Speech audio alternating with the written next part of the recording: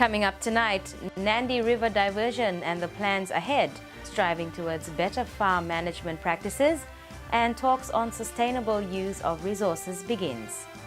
Good evening, I'm Sandra Asan. As some parts of the Western and Central Division continue on their path to full recovery from the recent floods, more focus is now made on one particular area of concern that, if not handled properly, will certainly have greater devastating effects in the near future. Since the construction of the current Nadi Bridge in the early 1960s, various major developments have taken place in the area around the main river bank. The most recent natural disasters has clearly indicated that there was a need to urgently consider the need for a contingency plan, as Nadi was now internationally recognized as the major logistical and commercial backbone of Fiji's tourism industry. The Japanese government had first, through its JICA office, compiled a report in 1998 which had predicted that more bigger and damaging floods would affect Nadi town 20 years later. That revelation was visible during the recent flooding, where high-rise areas like Votualevu bore the brunt of the one-week intensive rainfall.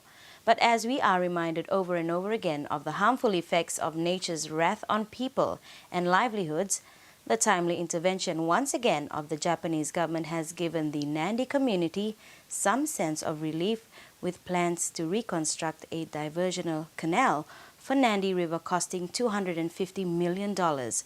The outcomes of a recent meeting between the officials from the Ministry of Foreign Affairs, JICA, the Lands Department and the Nadi Town Council are progressive steps and signs undertaken at a time where urgent solutions were needed to mitigate the effects of climate change, particularly for flood-prone Nadi Town.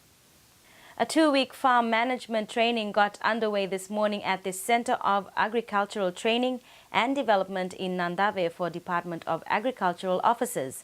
Fiji News spoke to Deputy Secretary for Agricultural Development on the importance of how good farm management practices contributes to better farm outputs. While opening the training, Deputy Secretary Agricultural Development Mr. Ropati Lingairi said that the training will focus on clarifying details of farming systems and streamline the preparation of property reports, management reports and proposed farm plans to improve farmers' livelihood. If we look at agricultural development in totality, so that's why I thought it would be good for me just to share a few things with regards to the development of the farmer and the activities that he plays. If you look at a farmer or you look at a farm, it also poses a challenge now, because you will know how farms are classified, or farmers are classified at present in Fiji. We have some subsistence farmer, and we have at one extreme commercial farmers. And then in the middle we have what we call semi-commercial farmers. But when we look at agricultural development, which of these play a very, an important role. And that's where I believe farm management comes into play. At present, we know that a lot of our farms, or a lot of our farmers, are still subsistence farmers. And one of the important challenges for us, extension workers or agricultural developers, is to try and develop these farms or these farmers to become commercially oriented, or to become commercial farmers. Only then they can, play that important role in the whole agricultural development with regards to some of the issues that I've already talked about. Mr. Lingairi told the participants that farmers are very important people in the agricultural development, and hence farm management is a vital tool in developing farmers to have a better farm outputs.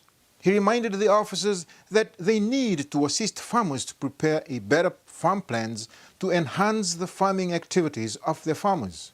Farming is a cycle. It's a cyclic process. You plant crops, and then It's followed by marketing. And after he has marketed his produce, he's got some income, he calculates how much income he derives from his crop. And also, he has a time to reflect on the activity he's done after he has harvested his crop and marketed it. Now, during his reflection, a lot of things will come to his mind. Was his resources well spent? Was he trying to make the right decision? Was he doing the right decision? All those will be part of his reflection. Meanwhile, training coordinator Mr. Toape Wangambada says that during the 2 weeks, agricultural officers will be trained on basic farm management principles and general farming systems approach. Clarify the farming systems approach, the farm development approach, the processes and systems in our quest to develop households and particularly promoting farming as a business. We are trying to emphasize all the critical areas of the farm planning process, because what our farmers deserve is the best of all advices, and that is what the farm planning process ensures in making sure that the advice that we give to our farmers are the best alternative options available in order to improve their livelihoods. He says farmers deserve to get the best advice in order to operate farming as a business. Therefore, agricultural officers need to be aware of all the approaches on which they can change the mindset of the farmers. Fiji's Eastern Division Provincial Development Board is meeting this week in Suva to plan on areas of priority for development purposes. The division, which is known for its many islands, has in recent times been a beneficiary of government assistance aimed at raising the standard of living for those living in the outer islands. Fiji's largest division, the Eastern Division, is currently having talks to draw up strategies to put its resources to best use. Commissioner Eastern Netani Rika says, though small in land size, the division has over the years contributed through its resource-based economy. Today we just completed the Kandavu Provincial Development Board meeting, and we are looking forward for the next meeting tomorrow. East Lawa province, and then on Wednesday the Lomaiviti province, and finally the Ratuman on Thursday. And we have started, we have a kickoff today, and it has been good. And recently, government opened up Rotuma to start trading with island nations such as Kiribati and Tuvalu. And with a little bit more development, the Maritime or Eastern Division could just give Fiji another dimension to its economy. Coming up after the break, Housing Authority calls on customers affected by recent floods, and Save the Children Fund receives donation.